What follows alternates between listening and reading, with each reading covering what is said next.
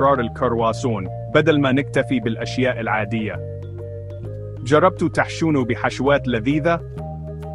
يلا نبدأ. أول شي، كرواسون الفستق والعسل. نخلط 3 ملاعق كبيرة من كريمة الفستق مع رشة قرفة وملعقة صغيرة عسل.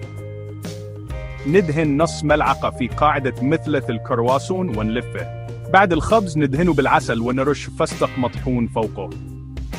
يا سلام. بعدين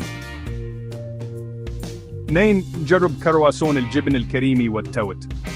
نخلط 3 ملاعق كبيرة من الجبن الكريمي مع ملعقة صغيرة سكر.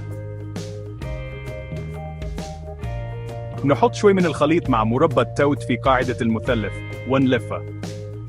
نخبزه ونزينه بالسكر البودرة والتوت الطازج. لذيذ. ولو تبون شي مالح جربوا كرواسون البيستو والموزاريلا. ندهن